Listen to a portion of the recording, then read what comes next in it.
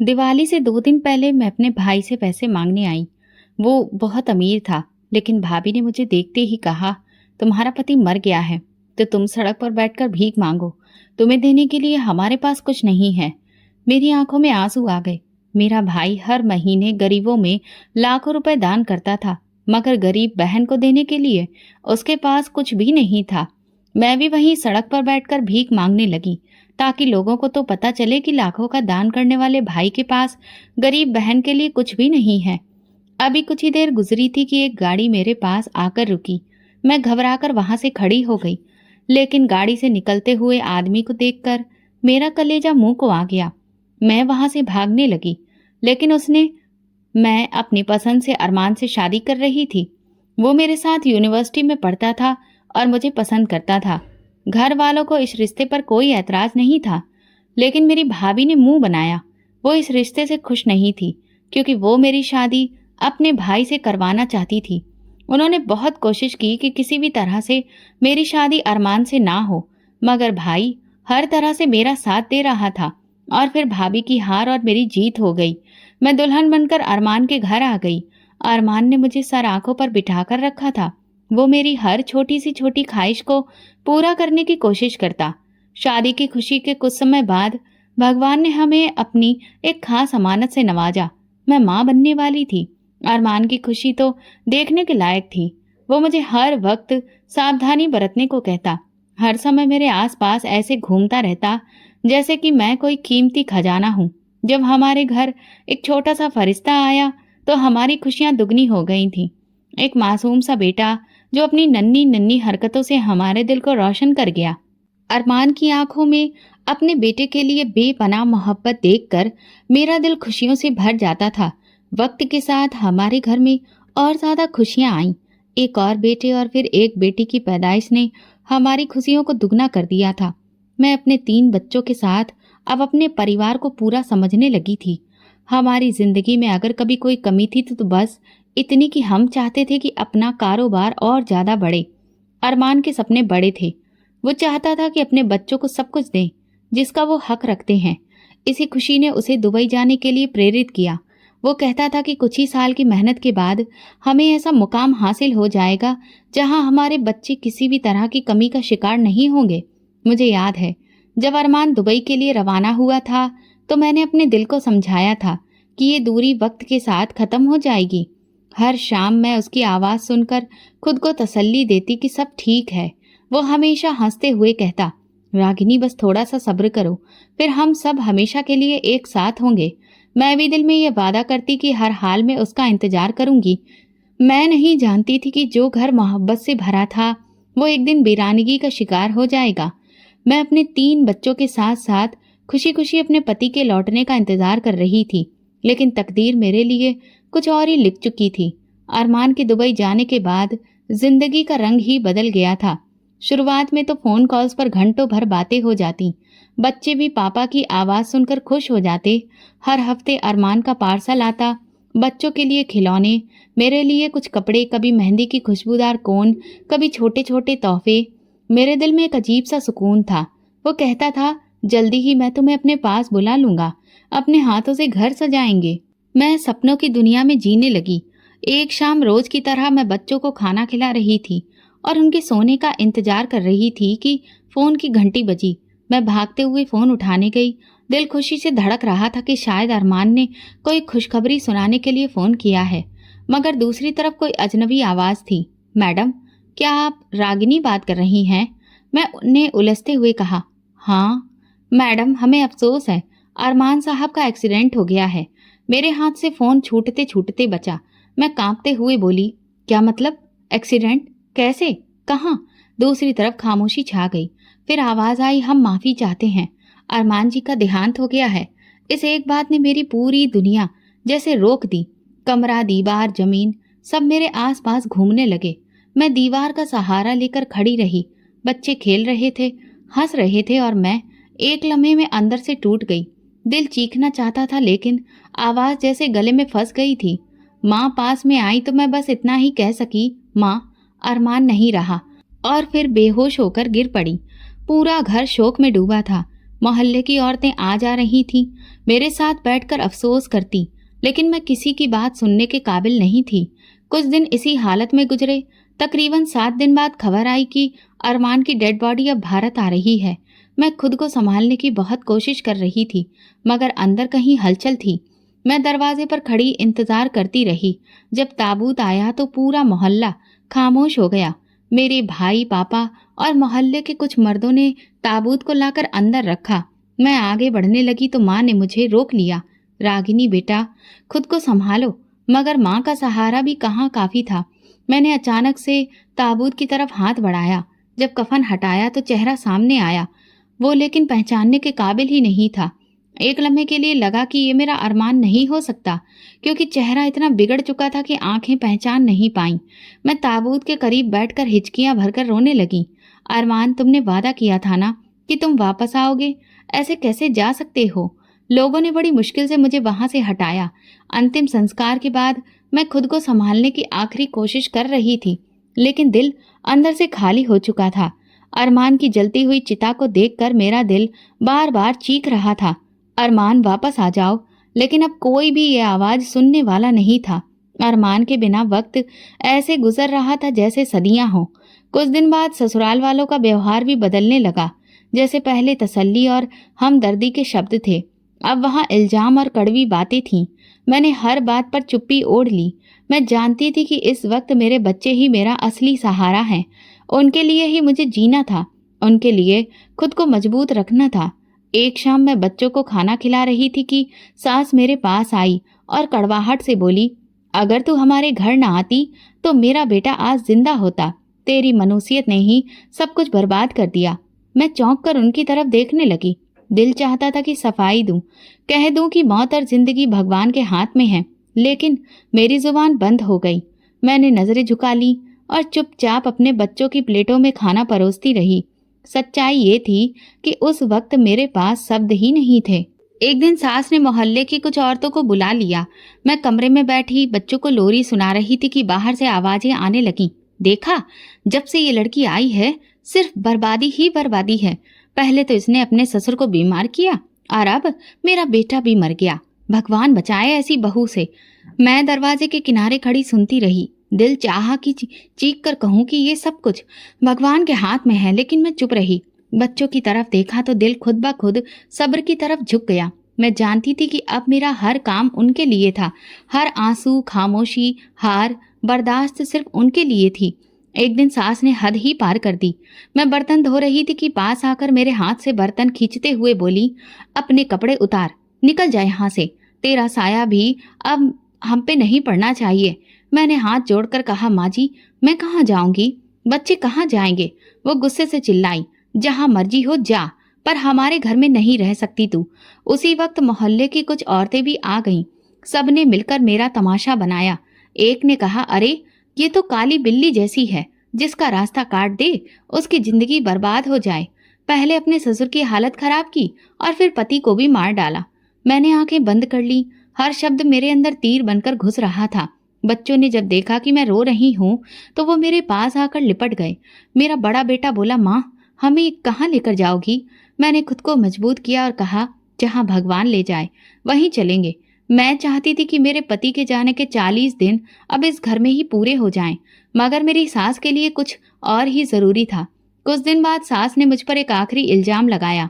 एक दोपहर को जब मैं बच्चों के साथ बैठी थी तो वो मेरे कमरे में आई, मेरे कपड़े फेंक दिए और बहुत ही कठोर लहजे में बोली, बस कर, निकल जा यहाँ से, जा अपना ये काला साया कहीं और ले जा। मैंने उनके सामने हाथ जोड़कर कहा, मैंने कोई गुनाह नहीं किया है, भगवान गवाह है, लेकिन उनके दिल में मेरे लिए कोई जगह नहीं थी। मैंने बच्चों को पकड़ा और बाहर आंगन में आ गई। मोहल्ले के लोग तमाशा देखने के लिए खिड़कियों और दरवाजों पर खड़े थे। मैंने नजरें झुका ली और अपनी इज्जत, अपनी तकलीफ, अपने सपनों को दिल में दफन करके घर से निकलने लगी। एक बुजुर्ग औरत पास आकर बोली, बेटी, भगवान बहुत बड़ा है, सब्र करो। मैंने आंखों में आंसू भरकर उनकी तरफ देखा और चुपचाप बच्चों को लेकर मोहल्ले की गलियों में निकल गई। मुसीबत में मुझे गली गली भटक कर मददगार बनने वाला कोई नहीं मिला, लेकिन मैंने अपने दिल में तय कर लिया था कि मैं हार नहीं मानूंगी। भगवान देख रहा है, वही मेरा हिसाब करेगा। जब मैं घर से निकली तो दिन का वक्त था। सूरज सिर पर था और गलियों में अजीब सी खामोशी थी, मगर खिड़कियों के पीछे चेहरे और दरवाजों के पीछे लगी नजरें मुझे महसूस हो रही थीं। मैंने अपने बच्चों को साथ लिया, सामान बस थोड़ा सा था, जिसमें कुछ बच्चों का सामान भी था। कुछ कदम चलने के बाद बच्चे थकने लगे। छोटी बेटी मेरे कंधे पर सिर रखकर सो गई थी। बड़े बच्चे दोनों लड़खड़ाते कदमों से मेरे साथ चल रहे थे। मैंने सोचा कि पुराने से पेड़ के नीचे कुछ देर बैठ जाऊं, मगर वहां दो औरतें पहले से बैठी थीं, जो मुझे देखते ही अपनी बातों का रुख मेरी तरफ मोड़ बैठी। यही है ना वो बदकिस्मत? हाँ, सुना है अपने पति को भी खा गई। अब अपने भाई के दरवाजे पर जाएगी, देखना वहां भी दरवाजा बंद होगा। ये सुनकर मेरे अंदर कुछ कुचल सा गया। मैंने बच्चों को संभाला और दोबारा चल पड़ी। फिर सड़क के किनारे एक रेड़ी वाले ने मुझे देखा तो सिर झटक कर बोला, कुछ औरतें तो खुद ही अपना नसीब छोड़ देती हैं। मुझे कोई रास्ता नजर नहीं आ रहा था। हर तरफ तमाशा देखने वाले, इल्जाम लगाने वाले थे। एक कोने में एक पुरानी इमारत का साया नजर आया। मैंने सोचा कि कुछ देर वहां रुक जाऊं ताकि बच्चों को पानी पिला सकूं। सामने से एक जानी पहचानी औरत नजर आई, मोहल्ले की लता मौसी, जिसने कभी मेरी मुंह दिखाई में मेरी तारीफों के पुल बांधे थे। मैं उम्मीद से उनकी तरफ देखने लगी। वो पास आई, मेरे बच्चों को देखा और अफसोस से सिर हिलाया, मगर फिर एक तरफ होकर कहने लगी, बेटी, लोग बातें करेंगे, अपनी इज्जत बचाकर चली जाओ यहाँ से, तुम्हें कोई जगह नहीं देगा। मैंने धीरे से सिर हिलाया, शुक्रिया कहा और आगे बढ़ गई। दिल में एक ही प्रार्थना थी कि भगवान किसी दरवाजे को मेरे लिए खोल दे। चलते चलते मुझे याद आया कि भाई का घर ज्यादा दूर नहीं है। एक नई उम्मीद पैदा हुई। मैंने बच्चों को पकड़ा और रास्ता बदल लिया। कमर भारी हो चुकी थी, मगर दिल में थोड़ी सी रोशनी थी। शायद मेरा भाई मेरा सहारा बन जाए। जब मैं भाई के घर के सामने पहुंची तो सांस फूल चुकी थी। भाई का घर अभी भी वैसा ही था, ऊंची दीवारों और बड़े गेट के साथ। दरवाजे पर पहुंचकर मैंने धड़कते दिल के साथ दस्तक दी। थोड़ी देर बाद नौकर बाहर निकला। उसने मुझे पहचान लिया, मगर चेहरे पर कोई खुशी या अफसोस के भाव नहीं थे। बस सवालिया अंदाज में बोला, कौन चाहिए? मैंने कहा, भाई से मिलना है, उन्हें बताओ कि रागिनी आई है। नौकर ने कुछ लम्हे सोचा, फिर अंदर गया और वापस आकर बोला, मैडम कह रही हैं कि भैया सो रहे हैं, बाद में आना। मेरी आंखें भीग गईं। मैंने बच्चों की तरफ देखा जो थके थके मेरे साथ खड़े थे। मैंने फिर कहा, बस एक बार कह दो कि बहन बाहर खड़ी है, बस एक झलक देखना चाहती है। नौकर अंदर गया, लेकिन जब वापस आया तो उसकी बात और भी ज्यादा कठोर थी। मैडम कह रही हैं कि परेशान मत करो, वरना गार्ड को बुलाएंगे। मेरी सांसें अटक गईं। जिन हाथों ने मुझे कभी गुड़िया लाकर दी थी, आज उसी आदमी के दरवाजे मेरे लिए बंद हो गए थे। मैंने हार नहीं मानी, गेट पर बैठ गई। बच्चों को सीने से लगाकर आसमान की तरफ देखते हुए भगवान से दुआ करने लगी। कुछ देर में भाभी खुद गेट पर आ गई। दरवाजे का छोटा हिस्सा खोला और तेज लहजे में बोली, रागिनी, इज्जत से वापस चली जाओ, यहाँ कोई जगह नहीं है तुम्हारे लिए। तुम्हारे भाई के सर पर पहले ही बूढ़े माँ बाप का बोझ है, अब तुम्हारी जिम्मेदारी वो नहीं उठा सकते। मैंने कांपती आवाज में कहा, भाभी, मैं काम कर लूंगी, घर के सारे काम करूंगी, बस एक छत दे दीजिए। मेरे बच्चों को अनाथ की तरह दर दर की ठोकरें ना खाने दीजिए। भाभी ने तंज कसते हुए हंसी और बोली, एक वक्त था तेरे तेवर देखने लायक थे, और आज हाथ जोड़ने आ गई है। माफ कर, यहाँ तेरी कोई जगह नहीं है। इतने में अंदर से माँ की धीमी सी आवाज आई, कौन है दरवाजे पर? मैंने तुरंत कहा, माँ मैं हूँ, रागिनी। भाभी ने दरवाजे के किनारे से जवाब दिया, कोई मांगने वाली है माँ जी, आप फिक्र न करें। और फिर दरवाजा जोर से बंद कर दिया। मैं जैसे पत्थर हो गई, न चीख सकी न रो पाई, सिर्फ खामोशी में डूबी रही। बच्चे भूख से बिलक रहे थे। मैंने छोटे बेटे का सिर सहलाते हुए कहा, थोड़ा सा सब्र करो बेटा, भगवान कोई रास्ता निकालेगा। घंटे 2 घंटे यूं ही गेट के बाहर गुजर गए। कुछ मोहल्ले वालों ने मुझे देख लिया। एक औरत ने धीरे से कहा, कभी जो राज करती थी आज दरवाजे पर बैठी है, वक्त का क्या भरोसा। दूसरी ने सिर हिलाकर कहा, इंसान को घमंड नहीं करना चाहिए, देखो आज वक्त ने किस मोड़ पर ला दिया। मैंने अपने दुपट्टे को अच्छे से लपेटा, बच्चों को पास में किया और उठ खड़ी हुई। दरवाजे पर आखिरी बार नजर डाली। दरवाजा अभी भी बंद था और दरवाजे के पीछे बेचेहरे छुपे थे, जिन्हें मैंने मोहब्बत दी थी, जिन पर भरोसा किया था। कदम पीछे हटाए, सड़क पर निकली। ना कोई मंजिल थी, ना कोई रास्ता, बस बच्चों का हाथ पकड़े आगे बढ़ती गई। हर कदम मेरे भरोसे को तोड़ता जा रहा था, हर लम्हा मेरी हिम्मत को आजमा रहा था। एक मोड़ पर एक पुरानी दुकान नजर आई, जिसका छोटा सा सिर बाहर निकला हुआ था। मैंने सोचा यहाँ कुछ देर बैठ जाऊं, बच्चों को भी थोड़ी छांव मिल जाएगी। वहां बैठते ही एक बुजुर्ग महिला पास आकर बोली, बेटी, ये दुनिया तमाशा देखती है, अपने भगवान से मांगो, वही तुम्हारे लिए रास्ते खोलेगा। मैंने दिल से भगवान को याद किया। बूढ़ी औरत ने अपनी पोटली में से एक सूखी रोटी निकालकर मेरे हाथ में दी। बच्चों के लिए वो जैसे खजाने के जैसी थी। मैंने वो रोटी 3 हिस्सों में बांटी। बच्चों ने छोटे छोटे हाथों से रोटी थामकर खाना शुरू किया।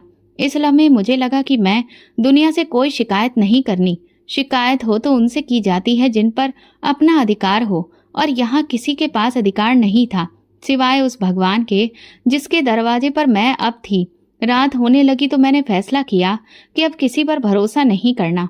अपने बच्चों के लिए खुद रास्ता बनाना है, चाहे जितनी ठोकरें खानी पड़े, चाहे जितनी बार जमीन पर गिरना पड़े, अब खुद उठना है। आज मुझे सच्चाई का सबसे कड़वा सबक मिला था। जब वक्त बदलता है, रिश्ते भी, चेहरे भी बदल लेते हैं, और जब तुम्हें सहारा चाहिए होता है, तब तुम्हें एहसास होता है कि जिन्हें तुमने अपनी ताकत समझा, वही तुम्हारी सबसे बड़ी कमजोरी थे। सूरज ढलने लगा था, हवा में एक अजीब सी तेजी आ चुकी थी।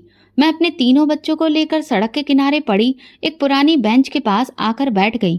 छोटी बेटी मेरे कंधे पर सिर रखकर सो चुकी थी, जबकि दोनों बेटे इधर उधर देखते भूख से बेचैन हो रहे थे। सामने एक छोटा सा ठेले वाला था, जिसके पास पकौड़े और चने बिक रहे थे। तेज खुशबू बच्चों की भूख को और बढ़ा रही थी। छोटे बेटे ने दुपट्टा खींचकर कहा, माँ, भूख लग रही है, खाने को कुछ दो ना। मैंने झुकी नजरों से उसे देखा। उसकी आंखों में उम्मीद की झलक थी, जो मेरे दिल में चुभती चली गई। मेरे पास कुछ सिक्के थे। मैंने हाथ डाला और देखा, बस इतने ही थे कि एक आध चीज खरीदी जा सकती थी। मैंने अपने कदम घसीटकर ठेले वाले के पास जाकर पूछा, भैया, 5 रुपए में क्या मिल सकता है? उसने बड़ी ही गिरी हुई नजर से देखकर बोला, 1 चम्मच चना ले लो और कुछ नहीं। मैंने 5 रुपए उसके हाथ पर रखे और छोटी सी प्लेट में चना लेकर बच्चों के पास आई। बच्चों ने ऐसे लपक कर खाया जैसे महीनों से भूखे हों। मैं खुद को रोक नहीं पाई, मगर खाया नहीं। बच्चों के चेहरे पर जरा सी मुस्कान देखकर दिल को तसल्ली दी। रात गहरी होने लगी, दुकानें बंद होने लगी, लोग अपने घरों को जा रहे थे, और हम वहीं उस बेंच पर बेसहारा बैठे थे। थोड़ी देर बाद एक पुलिस की गाड़ी आकर रुकी। एक सिपाही उतरा, मेरे पास आया और सख्त लहजे में बोला, यहाँ बैठने की इजाजत नहीं है, हटो यहाँ से। मैं घबराई हुई बोली, साहब, रात गुजारने दीजिए, सुबह चले जाएंगे। सिपाही ने हाथ नचाते हुए कहा, यहाँ सबको रहने दूं तो सड़कें भर जाएं, दफा हो जाओ यहाँ से। मेरे पास अब कोई और रास्ता नहीं था। मैंने बच्चों को उठाया, छोटी बेटी को गोद में लिया और फिर सड़क पर चलना शुरू किया। सड़क का हर कदम मेरे लिए पत्थर जैसा भारी था। कुछ देर बाद एक पुल के नीचे मजदूरों की भीड़ नजर आई। मैंने सोचा कि शायद वहां कुछ देर सहारा मिल जाए। वहां जाकर एक कोने में बैठ गई। मजदूरों ने एक नजर देखा और अपनी बातों में मगन हो गए। एक बूढ़े मजदूर ने तरस खाकर एक पुरानी दरी हमारी तरफ फेंकी और कहा, बहन, बच्चों को इस पर बिठा दो, जमीन ठंडी है। मैंने उन्हें शुक्रिया अदा किया और दरी बिछाकर बच्चों को सुला दिया। कुछ देर बाद एक औरत अपने 3 बच्चों के साथ वहां आई। उसके कपड़े भी फटे हुए थे, मगर आंखों में एक अजीब सी चमक थी। वो मेरे पास बैठते हुए बोली, इधर नई आई हो क्या? मैंने हाँ में सिर हिलाया। उसने कहा, ये हमारी दुनिया है बहन, सड़क, पुल और जहाँ छांव मिल जाए वहीं घर। उस औरत ने अपनी पोटली से 2 सूखी रोटियां निकाली और एक मेरे सामने रख दी।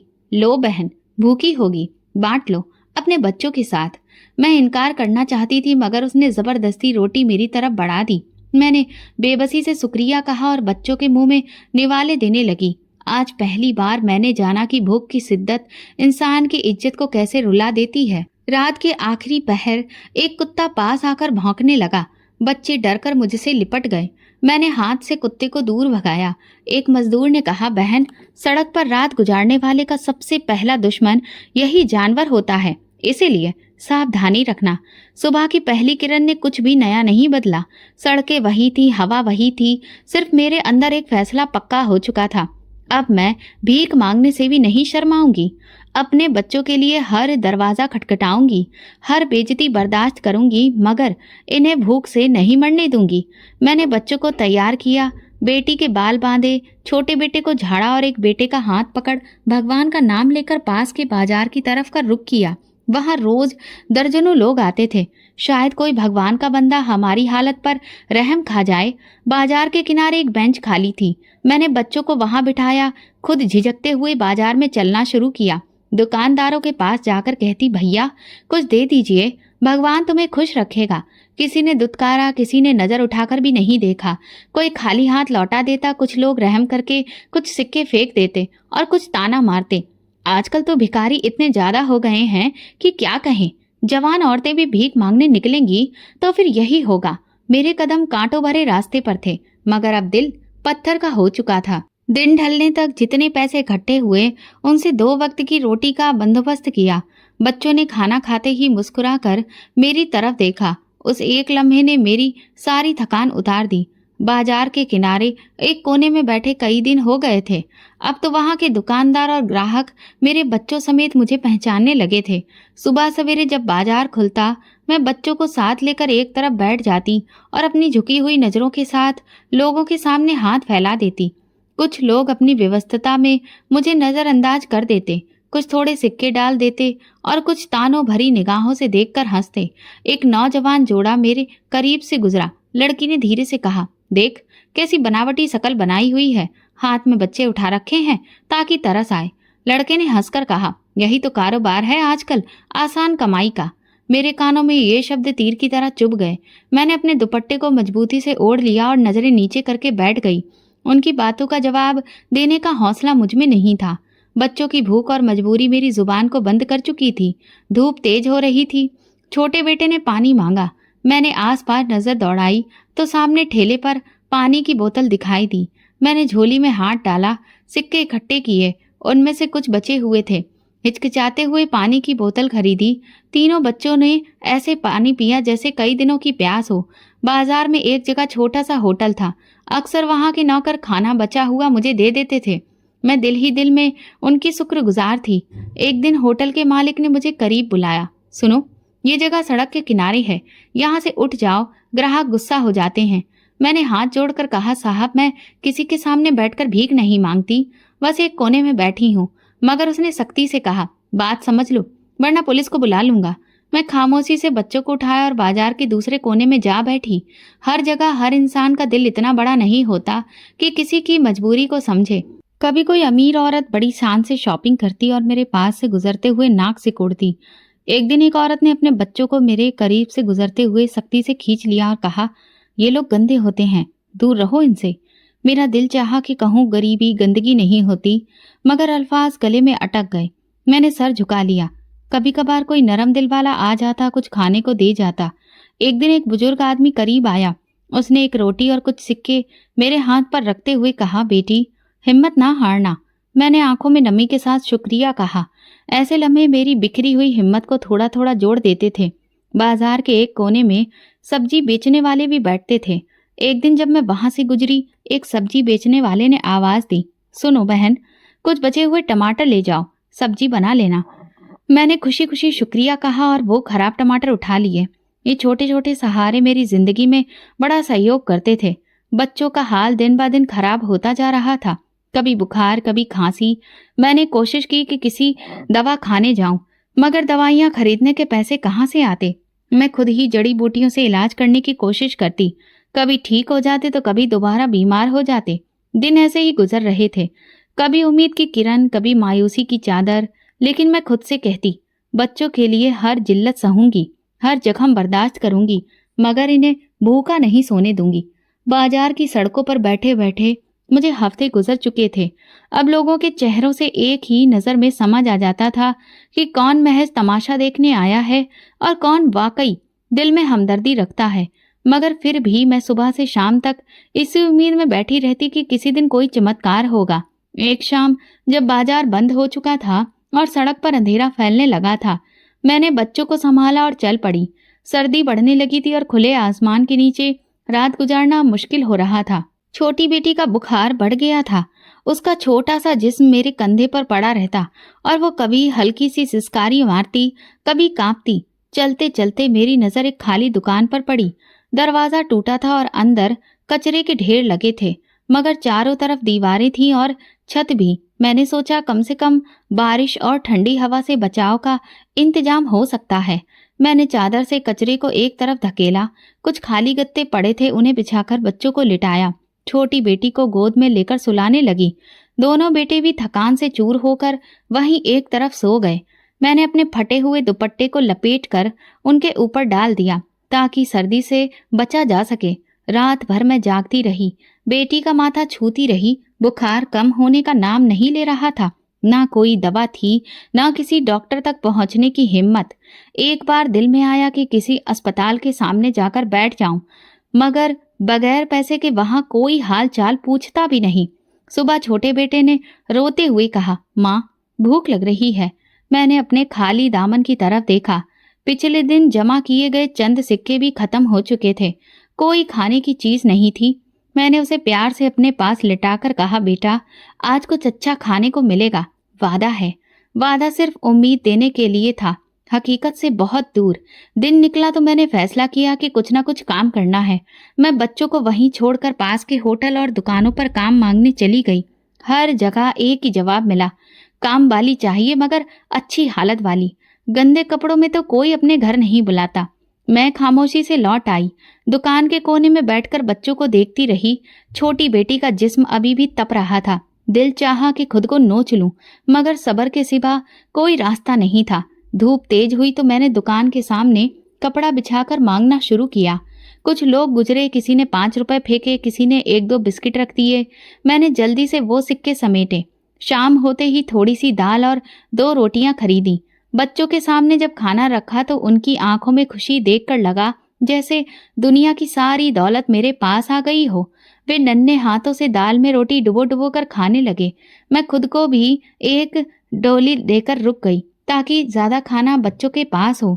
इस दौरान एक दिन वहां के सब्जी वाले ने मुझे बुलाया, बहन कल से कुछ बची हुई सब्जियां दे दिया करूंगा, तुम खुद सब्जी बना लेना। मेरे दिल को थोड़ा सा सुकून हुआ। हर रात इस खाली दुकान में लौटती, बच्चों को गोद में लेकर उनके साथ लेट जाती, आने वाले कल के बारे में सोचती। कभी कभी दुकान के पास से कोई अमीर गाड़ी गुजरती, अंदर बैठे बच्चे मजे से हंसते खाते। मेरे बच्चे हसरत भरी नजरों से उन्हें देखते, लेकिन मैं जल्दी से उनका ध्यान भटकाने की कोशिश करती। देखो हम भी एक दिन गाड़ी में घूमेंगे, बड़ा बेटा मासूमियत से कहता। माँ कब? मैं हल्की मुस्कान के साथ जवाब देती, जल्द ही, बस सब्र करो। दिन पर दिन गुजरते जा रहे थे। छोटी बेटी की हालत बिगड़ती जा रही थी। एक दिन अचानक वो बेहोश हो गई। मैं घबराकर उसे उठा लाई, दौड़ते हुए दवा खाने की तरफ भागी। वहां डॉक्टर ने एक नजर देखा और बोला, बुखार पुराना हो चुका है, दवा और ड्रिप की जरूरत है। पैसे हैं? मेरे चेहरे की बेबसी देखकर उसने कंधे उचका दिए। बहन बगैर पैसे के इलाज नहीं हो सकता। मैं वापस लौटते हुए सोचती रही, ये दुनिया पैसे की है। मोहब्बत, हमदर्दी, सब बातें अब सिर्फ किताबों में रह गई हैं। दुकान पर आकर बेटी को जमीन पर लिटाया। रात भर उसका माथा सहलाती रही। अगली सुबह वो जरा बेहतर थी। कमजोरी अभी भी थी मगर आंखें खुल गई थीं। मैंने सोच लिया था कि अब बच्चों को सड़कों पर नहीं घसीटूंगी। जितना भी मांगूं कमा सकूं, लेकिन दुकान को अपना छोटा सा आशियाना बनाकर उन्हें यहीं रखूंगी। मेरी भूख, मेरी थकान, मेरी बेइज्जती, सब कुछ मेरे बच्चों के लिए कुर्बान है। सर्दियों की एक दोपहर थी। बाजार में भीड़ कुछ कम थी। मैं अपने कपड़े का टुकड़ा बेचकर बच्चों के साथ एक कोने में बैठी थी। हाथ में एक पुरानी सी प्याली थी जिसमें चंद सिक्के जमा हो चुके थे। बच्चों को बार बार समझा रही थी कि ज्यादा शोर न करें ताकि कोई हमें डांटे नहीं। इसी दौरान सामने से एक बड़ी और चमचमाती गाड़ी आई। मेरी आदत थी कि नजरें झुका लेती थी, क्योंकि अक्सर ऐसे लोग हमारी तरफ देखना भी गवारा नहीं करते। गाड़ी धीरे धीरे मेरे करीब रुकी। दरवाजा खोला, एक शख्स बाहर निकला। मैंने एक नजर देखा और सांस रुक गई। वो चेहरा जो मैं ख्वाबों में देखती रही थी, जो मेरी हर सोच में था, वो अरमान था, बिल्कुल उसी जैसा, बल्कि शायद उससे भी बेहतर हालत में। मेरी आंखें यकीन करने से इनकार कर रही थीं। मैं जल्दी से बच्चों को दुकान में छुपा लिया और उठ खड़ी हुई। धड़कते दिल के साथ उसकी तरफ बढ़ी। कुछ फासले पर जाकर आवाज दी, अरमान। उसने मेरी तरफ देखा। मैंने उम्मीद भरी नजरों से उसे देखा, शायद वो मुझे पहचान ले, मगर उसके चेहरे पर कोई हैरत, कोई पहचान नहीं थी। उसने उलझन से मेरी तरफ देखा और बोला, देखकर नहीं चलती, सड़क पर बैठकर रास्ता रोकती हो। मेरी दुनिया एक बार फिर से हिल गई। मैं लड़खड़ा गई। आवाज में कहा, अरमान, मैं हूं रागिनी, तुम्हारी रागिनी। उसने ताज्जुब से मुझे ऊपर से नीचे तक देखा और सख्ती से बोला, क्या बकवास कर रही हो? मैं कोई अरमान नहीं, मेरा नाम रविंद्र है। मैंने उसकी आंखों में झांकने की कोशिश की, जैसे वहां कहीं कोई सच छुपा हो। अरमान, ये बच्चे तुम्हारे हैं, देखो इन्हें। उसने गाड़ी मेरी तरफ बढ़ाते हुए कहा, सुनो, तमाशा मत बनाओ, ये सड़क सबकी नहीं होती। मेरी टांगें कांपने लगी। मैं बमुश्किल बच्चों के पास वापस आई। दिल चाह रहा था कि चीखूं चिल्लाऊं, मगर सच्चाई ने मेरे लफ्ज सिल दिए थे। लोग मुझे हैरत से देख रहे थे। कुछ ने कहा, पागल हो गई है शायद। किसी ने कहा, भला ऐसा कब होता है? जो मर गया वो वापस कैसे आएगा? मेरी नजरें उस गाड़ी को देख रही थी जो अब दूर जा चुकी थी, लेकिन मेरा दिल वहीं टिक गया था, उस लम्हे में जहां पर हकीकत और ख्वाब डगमगा गए थे। मैं बच्चों को संभालते हुए वापस दुकान की तरफ लौटी। छोटी बेटी ने पूछा, माँ, वो कौन था? मैंने उसके सिर पर हाथ फेर कर कहा, कुछ नहीं बेटा, बस एक सपना था। अगले दिन दिल में अजीब सी बेचैनी थी। मैं उसी जगह वापस गई। शायद वो फिर आए, शायद कोई वजह मिले। कुछ देर बाद वाकई गाड़ी दोबारा आती दिखाई दी। मेरा दिल तेज धड़कने लगा। मैंने अपनी जगह से उठकर सड़क के किनारे खड़े होने की हिम्मत की। गाड़ी रुकी। वही शख्स उतरा। आज उसने मुझे देखा तो कुछ लम्हों के लिए रुका। मैंने मौके का फायदा उठाते हुए तेजी से आगे बढ़कर कहा, अरमान, प्लीज मेरी बात सुनो। वो सख्त लहजे में बोला, कितनी बार कह चुका हूं, मैं तुम्हें नहीं जानता, दफा हो जाओ यहाँ से। मैंने उसका गिरेबान पकड़कर कहा, अगर तुम अरमान नहीं हो तो तुम्हारी आंखें क्यों वही हैं? तुम्हारी आवाज क्यों वैसी है? वो हाथ झटक कर पीछे हटा और गाड़ी में बैठते हुए बोला, पागल औरत हो, मेरा पीछा छोड़ दो। और गाड़ी तेजी से रवाना हो गई। उंगलियां हवा में रह गईं, आंखों में आंसू थे। उस दिन बच्चों ने कुछ भी नहीं खाया। मैं भी चुपचाप बैठी रही, दीवार को घूरती रही, सोचती रही, अगर वो अरमान है तो मुझे क्यों नहीं पहचानता? अगर नहीं है तो उसकी आवाज बिल्कुल अरमान जैसी क्यों है? और उसकी मौजूदगी मुझे अरमान के होने का एहसास क्यों दिलाती है? अगले कुछ दिन मैंने इसी सोच विचार में गुजारे। अब मैं भीख मांगती और ज्यादा सड़क पर नजर दौड़ाती, हर चमचमाती गाड़ी को देखती, हर अजनबी चेहरे में अपने पति की झलक तलाश करती। एक दिन एक भिखारी मेरे पास आकर बैठ गया। उसने मेरी हालत देखी और कहा, बेटी, कभी कभी जो हम देखते हैं वो पूरा सच नहीं होता। भगवान से प्रार्थना करो और उनसे सच्चाई के लिए कहो, सब कुछ खुद तुम्हारे सामने साफ आ जाएगा। मैंने अपनी उंगलियों से प्रार्थना के लिए हाथ जोड़े और दिल से कहा, हे भगवान, अगर ये मेरा वही अरमान है तो सच्चाई को मेरे सामने ले आओ। अगर नहीं है तो मेरे दिल से ये उम्मीद निकाल दो। अब हर लम्हा एक नई बेचैनी के साथ गुजर रहा था। सच्चाई का सामना होना बाकी था और मैं उस घड़ी का इंतजार कर रही थी जब ये परत पूरी तरह खुलेगी। अरमान को देखने के बाद मेरा दिल चैन नहीं ले रहा था। हर दिन उम्मीद और बेयकीनी के बीच गुजरा। मैं जानती थी कि जो मैंने देखा वो कोई धोखा नहीं था, मगर उसका इनकार, उसकी बेरुखी मुझे अंदर से तोड़ रही थी। फिर भी मैं हार नहीं मानी। एक दिन मैंने हिम्मत करके इस सड़क पर अपनी जगह बदल ली जहां से वो अक्सर गुजरता था। बच्चों को दुकान पर छोड़कर मैं अकेली वहां उसके रास्ते में खड़ी हो गई। गाड़ी आकर रुकी तो मैं दौड़कर उसके दरवाजे के पास जाकर बोली, अरमान, एक बार मेरी आंखों में देखो, सच्चाई छुप नहीं सकती। उसने बड़ी ही बेरुखी से कहा, कितनी बार कह चुका हूँ, मैं अरमान नहीं हूँ, मैं रविंद्र हूँ। अपनी इज्जत का कुछ ख्याल करो और दफा हो जाओ यहाँ से।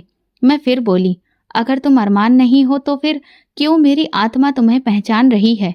क्यों मेरे दिल में ये यकीन है कि तुम ही मेरे वही अरमान हो? उसके चेहरे पर एक लम्हे को उलझन उभरी, फिर वो तुरंत संभल गया। उसने दरवाजा बंद किया और गाड़ी आगे बढ़ा ली। मैं धूल में लिपटी खड़ी रह गई। बच्चों की मासूम नजरें अब सवाल करने लगी थी कि मैं क्यों रोज खाली उम्मीद लेकर वापस आती हूँ। 2 दिन बाद इस सड़क पर एक अजीब वाकया हुआ। मैंने उसे पुरानी किताबों की दुकान के बाहर खड़े देखा। वो किसी किताब को ध्यान से देख रहा था। मेरे कदम अपने आप ही उसकी तरफ बढ़ने लगे। अचानक दुकान वाले ने जो पुरानी हिंदी की किताब उसके हाथ में दी, जैसे ही उसने वो किताब खोली, एक तस्वीर उसमें से निकल पड़ी। उस तस्वीर में मैं और अरमान साथ थे। हमारी शादी के दिन की तस्वीर। मैं दूर खड़ी सब कुछ देख रही थी। अरमान की आंखें तस्वीर पर जम गईं। उसके हाथ कांपने लगे। चेहरे पर हैरत, दर्द और उलझन एक साथ फैल गई। मैं हिचकियां छिपाते हुए बोली, देखा, ये तुम हो और ये मैं हूं। वो चौंक कर मेरी तरफ देखने लगा। उस अब की बार उसकी नजर खाली नहीं थी, उसमें पहचान थी। ये मैं हूं। उसकी आवाज भारी हो गई। हाँ अरमान, तुम मेरे पति हो, तुम मेरे बच्चों के बाप हो। वो पीछे हटकर दीवार से टिक गया। उसका चेहरा पसीने से भीग गया। मुझे कुछ याद नहीं आ रहा, पर ये तस्वीर, ये चेहरा। वो बड़बड़ाने लगा। मैं पास जाकर धीरे से बोली, तुम्हें सब याद आ जाएगा, बस आंखें बंद करो, दिल से सुनो। उसने आंखें बंद की और कुछ लम्हे ऐसे गुजरे जैसे दुनिया थम गई हो। फिर उसके होठों पर धीरे धीरे कुछ आवाज आई, रागिनी। मैंने अपने आंसू रोकते हुए कहा, हाँ मैं रागिनी हूँ, तुम्हारी रागिनी। अरमान ने आंखें खोली। अब उसकी आंखों में अजनबीपन नहीं था, पहचान थी। मैं याद कर रहा हूँ, एक हादसा था, खून में लथपथ था मैं। वो बोलते बोलते रुक गया। मैंने धीरे से कहा, हाँ अरमान, तुम दुबई गए थे, वहां हादसा हुआ था। उसने सिर पकड़ लिया। मुझे होश आया तो मैं किसी अजनबी घर में था, एक बड़ा सा बंगला। उन लोगों ने कहा कि मैं उनका बेटा हूँ। मैंने खुद को आईने में देखा तो मुझे कुछ याद नहीं आ रहा था। मेरी आंखें भर आईं। वो बोलता रहा, उनका असली बेटा हादसे में मर गया था और मुझे अपनी पहचान के बारे में कुछ भी याद नहीं था, इसलिए मेरी पहचान कभी पता नहीं चल पाई। फिर उन्होंने मुझे अपना बेटा मान लिया, क्योंकि मैं तो सब कुछ भूल चुका था और मैंने भी खुद को उनका बेटा समझ लिया। मैंने आंसू साफ करते हुए कहा, दिल ने तुम्हें मेरी तरफ खींच लिया अरमान। दीवार से टेक लगाए वो खड़ा रहा। रागिनी, मैं तुम्हें और अपने बच्चों को भूल गया था। मेरा दिल बेचैन होता था, मगर समझ नहीं पाता था कि क्यों। अब समझ आया कि मैं क्यों अधूरा था। वो जमीन पर बैठ गया और मैं पास आकर बैठ गई। हम दोनों के बीच बस सिसकियों की आवाज थी। दर्द का एक खामोश समंदर था। अरमान ने मेरी तरफ देखा और कहा, मुझे माफ कर दो रागिनी, मैं नहीं जानता था कि मेरे भूल जाने से तुम पर क्या बीती होगी। मैंने हल्की आवाज में कहा, मैंने कभी तुमसे शिकायत नहीं की, बस तुम्हारे वापस आने की प्रार्थना की थी और भगवान ने मेरी प्रार्थना सुन ली। वो बच्चों की तरफ देखने लगा। मेरी गोद में बेटी सो रही थी। ये मेरे बच्चे हैं, वो धीरे से बोला। हाँ, तुम्हारी औलादें, तुम्हारी अमानत है। उसने बेटी के माथे पर हाथ फेरा, जैसे कोई खोई हुई दुनिया दोबारा से पा ली हो। सच्चाई का बोझ बहुत हल्का हो चुका था। राज खुल चुका था। मैंने दिल से शुक्र अदा किया कि किस्मत चाहे जितनी ठोकरें दे, सच्चाई हमेशा अपना रास्ता ढूंढ ही लेती है। जब अरमान को सब याद आया तो हम दोनों एक लंबे वक्त के बाद एक दूसरे के सामने ऐसे बैठे जैसे सदियों की दूरी एक लम्हे में खत्म हो गई हो। अरमान ने बच्चों को गोद में उठाया। उनके चेहरे देर तक देखता रहा, जैसे हर नैन नक्श को दिल में सुरक्षित कर लेना चाहता हो। फिर मेरी तरफ देखकर बोला, अब तुम्हें ये सड़क पर एक पल भी नहीं बैठना पड़ेगा। उस रात अरमान हमें अपने साथ लेकर एक छोटे से होटल में ठहरा। साफ बिस्तर, गरम खाना, बच्चों के चेहरे पर मुस्कुराहट और दिल में भी यकीन सा सुकून। अरमान रात भर जागता रहा। कभी बच्चों को देखा, कभी मुझसे सवाल करता कि मेरे बिना वो कैसे जिए, और मैं हर सवाल पर खामोशी से आंसू बहाती रही। सुबह होते ही अरमान ने कहा, अब वक्त आ गया है सच्चाई का सामना करने का। मैंने कोई सवाल नहीं किया, बस खामोशी से उसका साथ दिया। गाड़ी में बैठते हुए अरमान ने एक नज़र पीछे दुकान की तरफ डाली जहां मैं अब तक रही थी। रागिनी, मैं ये कर्ज कभी नहीं चुका सकता जो तुमने मेरे बच्चों के लिए चुकाया। मैंने धीरे से कहा, ये कर्ज नहीं, ये मोहब्बत थी।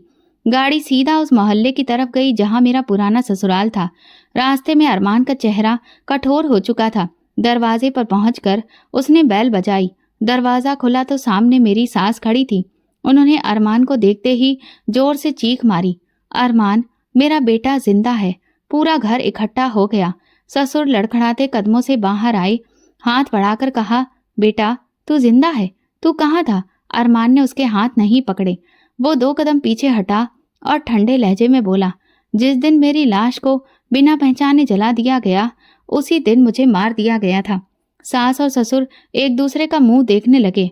अरमान ने मेरी तरफ इशारा करते हुए कहा, ये वही रागिनी है जिसे तुम लोगों ने मेरी मौत का जिम्मेदार ठहराया।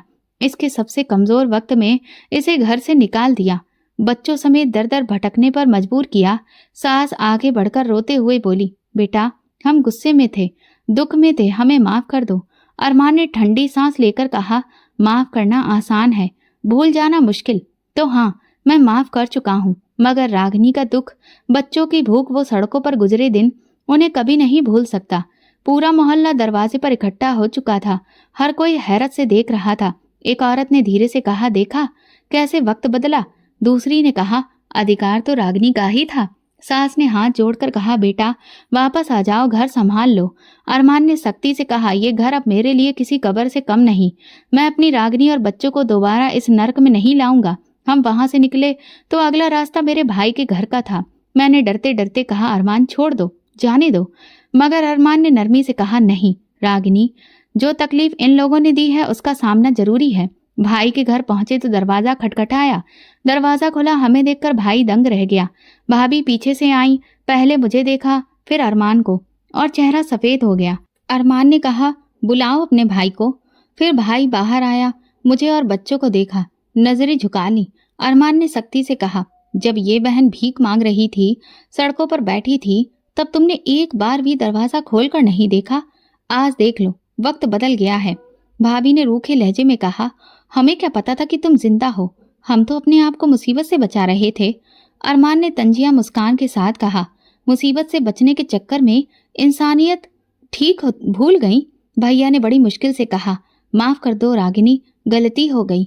मैंने अपनी नजरें झुका ली। अरमान ने मेरा हाथ पकड़कर कहा, रागिनी माफ कर सकती है, मगर जो वक्त गया, जो जख्म लगे, वो कभी नहीं भूल सकते। पूरी गली में बातें हो रही थीं। किसी को यकीन नहीं हो रहा था कि वही रागिनी जो कल तक सड़कों पर थी, आज फिर से सिर उठाकर खड़ी थी। अरमान ने बच्चों को गाड़ी में बिठाया और मेरी तरफ देखकर कहा, अब हम नई जिंदगी शुरू करेंगे, एक ऐसी जगह जहां तुम्हें और बच्चों को कभी अतीत की तकलीफ याद ना आए। गाड़ी चली। मैंने आखिरी बार उन गलियों को देखा जहां मैंने अपनी जिंदगी की सबसे बड़ी मुश्किलें झेली थी। अब मेरे दिल में कोई नफरत नहीं थी, बस एक थकी हुई खामोशी थी। माफी देना सबसे बड़ी परीक्षा थी, मैं जानती थी, मगर उन जख्मों को भूल जाना आसान नहीं था जो मेरे अपनों ने मुझे दिए थे। नई जिंदगी की शुरुआत आसान नहीं थी, मगर अरमान ने हर मुमकिन कोशिश की कि मुझे और बच्चों को वो वक्त भुला सके जो हमने मुश्किल में गुजारा था। हमने एक साफ सुथरा नया घर लिया, शहर के कच्चे इलाके में। बच्चों के लिए स्कूल का बंदोबस्त किया। मैंने पहली बार जिंदगी में यह महसूस किया कि मेरे सर पर कोई ऐसी छत है जहां से तानों के पत्थर नहीं बरसेंगे। अरमान ने कारोबार को संभाला, दिन रात मेहनत की और अक्सर कहता, रागिनी जो वक्त तुमने गुजारा मैं उसे कभी मिटा नहीं सकता, लेकिन जो वक्त आने वाला है उसे जरूर खूबसूरत बना सकता हूँ। मैंने मुस्कुराकर सर हिलाया। बच्चों की खुशियां मेरी जिंदगी की सबसे बड़ी दौलत बन चुकी थी। हमारे आसपास लोग हमें इज्जत की नजर से देखते थे। अब कोई तानाकशी नहीं होती थी। बाजार में जाते तो लोग सर झुकाकर नमस्ते करते। नए मोहल्ले में हमें इज्जत मिली, सुकून मिला, लेकिन कहीं दिल के किसी कोने में पुराने जख्म अभी भी ताजा थे, जो कभी कभी रात के सन्नाटे में हरे हो जाते थे। एक दिन छोटे बेटे ने स्कूल से आकर कहा, माँ आज मेरी टीचर ने कहा कि हम अपने हीरो पर निबंध लिखेंगे। मैंने कहा कि मेरा हीरो तो मेरी माँ है। मैंने उसे सीने से लगा लिया। उसकी एक बात ने मेरे दिल की सारी थकान उतार दी थी। कभी कभी अकेलेपन में बैठकर मैं अतीत को सोचती थी। वो पल याद आते जब मैं सड़क किनारे बैठी अपने बच्चों को सीने से लगाए आसमान की तरफ देखा करती थी। वो दिन जब मैं भाई के दरवाजे पर खड़ी तड़प रही थी, वो सब कुछ आज भी मेरे अंदर कहीं दफन था। एक दिन अरमान ने कहा, रागिनी क्या तुम कभी उन सबको माफ कर सकोगी जिन्होंने तुम्हें अकेला छोड़ दिया था? मैंने धीरे से जवाब दिया, माफ करना सीख लिया है, मगर भूलना शायद जिंदगी भर नहीं सीख पाऊंगी। फिर कुछ दिन बाद अरमान मुझे और बच्चों को अपने उन मुंह बोले माँ बाप के पास लेकर गया जिन्होंने अरमान की याददाश्त जाने के बाद उसे अपना बेटा मान लिया था। उनसे मिलकर मुझे ऐसा लगा जैसे मेरे सगे सास ससुर तो वही हैं। उन्होंने हमसे गुजारिश की कि हम उनके साथ ही रहें। मेरे बच्चे भी उनसे इतना अपनापन पाकर बहुत खुश हो गए और जिद करने लगे कि हमें यहीं अच्छा लग रहा है। मैं और अरमान ने तुरंत ही फैसला किया कि सच्चे प्यार को कभी भी नजरअंदाज नहीं करना चाहिए, फिर चाहे वो हमें बिना खून के रिश्तों से ही क्यों न मिला हो। वैसे भी असली रिश्ता तो वही होता है जो दिल से माना जाता है, और उन लोगों ने वाकई हमारे लिए दिल से रिश्ता निभाया था। अगले दिन ही हम उनके साथ शिफ्ट हो गए। मेरे बच्चों को अपने सगे दादा दादी से जो प्यार नहीं मिला वो इन लोगों से मिल रहा था। वे लोग भी अपनी दुनिया को हमारे साथ रहकर पूरा मानने लगे थे। अरमान कारोबार में दिन रात मेहनत कर रहा था और हर गुजरा दिन उसे एक नए मुकाम पर पहुंचा रहा था। धीरे धीरे जैसे जैसे समय बीता, हमारे पास काफी सारी प्रॉपर्टी और गाड़ियां इकट्ठी होने लगी, क्योंकि अरमान ने अपने एक बिजनेस को कई अलग अलग बिजनेस में फैलाना शुरू कर दिया था। जब हमारी तरक्की के चर्चे शहर में फैलने लगे तो मेरे भाई भाभी ने एक बार फिर से हमसे रिश्ता जोड़ने की कोशिश की, लेकिन हम बहुत अच्छे से जानते थे कि ये रिश्ता हमसे नहीं, हमारे पैसों से जोड़ा जा रहा है, और इसीलिए हमने उनसे कोई भी रिश्ता रखने से साफ इनकार कर दिया। मेरे सास ससुर का भी कई बार फोन आता और वे अपने किए की माफी मांगते, लेकिन अरमान ने उन्हें साफ साफ सुना दिया कि वो कभी भी लौट कर उनके पास नहीं जाएगा। हाँ, लेकिन वो अपनी जिम्मेदारी से बच नहीं रहा था। उसने उनकी पूरी जिम्मेदारी उठाई। घर के खर्चों से लेकर उनकी दवा पानी और बाकी सारी सुविधाओं को उसने अपने कंधों पर लिया। लेकिन बस अगर कुछ नहीं दिया तो वो था अपनापन और प्यार, जो कि अरमान के जाने के बाद उन लोगों ने मुझसे भी छीन लिया था। मेरे मुंह बोले सास ससुर ने अपनी सारी प्रॉपर्टी मेरे बच्चों के नाम कर दी। अब हमारे पास इतनी दौलत थी जिसकी कोई गिनती नहीं थी, लेकिन हम बहुत अच्छे से समझ गए थे कि सबसे बड़ी दौलत होती है अपनों और उनका प्यार का, और इसीलिए हम अपने हर दिन को एक साथ बिताकर और ज्यादा खूबसूरत बनाने की पूरी कोशिश करते थे। हमें अपनों के प्यार की दौलत समझ आ गई थी, लेकिन हमारे अपने अभी भी दौलत के नशे में ही घूम रहे थे और सिर्फ उन्हीं लोगों से रिश्ते जोड़ रहे थे जिनके पास दौलत का खजाना था। शायद इसीलिए उनके अंदर से मोहब्बत बिल्कुल खत्म हो चुकी थी जो वो दूसरों को दे सकें। मैं अपने बच्चों को अपने मुश्किल वक्त की कहानी सुनाती हूँ, इसलिए नहीं कि वे अपने बुरे वक्त को याद करें, बल्कि इसलिए कि वे उससे सबक लें कि इंसान की किस्मत का सिक्का जब पलटता है तो किस तरह से अपने ही मुंह मोड़ लेते हैं। इस कहानी को सुनाते हुए मैं सिर्फ इतना कहती हूँ, कभी भी किसी मजबूर पर जुल्म मत करना। जो आज कमजोर है वो कल ताकतवर भी हो सकता है। जो आज सड़क पर बैठा है कल इज्जत की छत के नीचे सिर उठाकर भी जी सकता है। वक्त कभी एक सा नहीं रहता, हालात बदलते हैं, चेहरे बदलते हैं और सब कुछ बदल जाता है, मगर भगवान हर वक्त देख रहा होता है। मेरी कहानी से ये सबक मिलता है कि मोहब्बत, सब्र और भगवान पर भरोसा इंसान को हर अंधेरे से निकाल सकता है। कभी किसी की मजबूरी को अपनी जीत ना समझो, क्योंकि सच्चाई में सब कुछ भगवान के ही हाथ में होता है और भगवान कभी भी जालिमों को माफ नहीं करता। तो दोस्तों, अगर आपको हमारी कहानी पसंद आई हो तो प्लीज कमेंट करके जरूर बताएं। वीडियो को लाइक करें और ज्यादा से ज्यादा शेयर करें। अगर आप चैनल पर नए हैं तो सब्सक्राइब जरूर करें और नोटिफिकेशन बेल को दबाएं ताकि अगली अपडेट सबसे पहले आपको मिले। धन्यवाद।